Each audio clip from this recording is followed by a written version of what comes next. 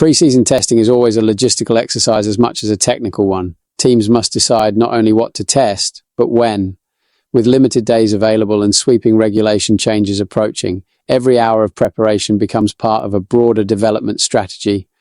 As the 2026 rule set reshapes chassis concepts and power unit integration, the early phase of winter work has focused heavily on simulation, dyno correlation, and manufacturing timelines. Several teams have already conducted private running, aiming to establish initial reference points before the main collective sessions begin. Against that background, McLaren has structured its schedule around maximizing late-stage development rather than early track mileage.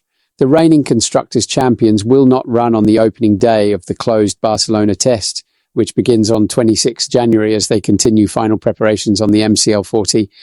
Audi, Cadillac, Racing Bulls and Alpine have already completed early shakedowns of their 2026 cars. McLaren, however, has chosen a different path. Under the testing rules, teams may use only 3 of the 5 available days at Barcelona.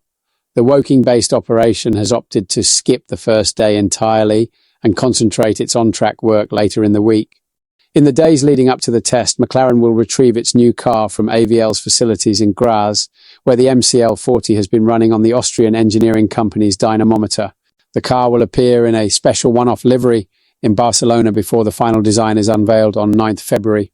An initial systems check will precede the start of the full 3-day program. Team principal Andrea Stella confirmed the approach. "We plan to start testing on the 2nd or 3rd day," he said, "so we will not test on the first day. We wanted to have the maximum possible time for development. It is allowed to test 3 days out of the 5 available in Barcelona, so we will start on the 2nd or 3rd day and test for 3 days." Stella explained that the constantly evolving nature of the 2026 project influenced the decision. He said McLaren was still finding performance gains almost daily, making each extra day in the design office valuable. "This was always plan A," he added. "There are so many changes that we don't necessarily need to be the first on track. We wanted to give, as I said before, the maximum possible time, because every day of design was adding a bit of performance." He acknowledged that running earlier can help define priorities sooner, but warned it can also lock teams into concepts too quickly. If you are on track earlier, you have the certainty of knowing what you need as soon as possible, but at the same time it means you may have committed to the design relatively early, Stella said.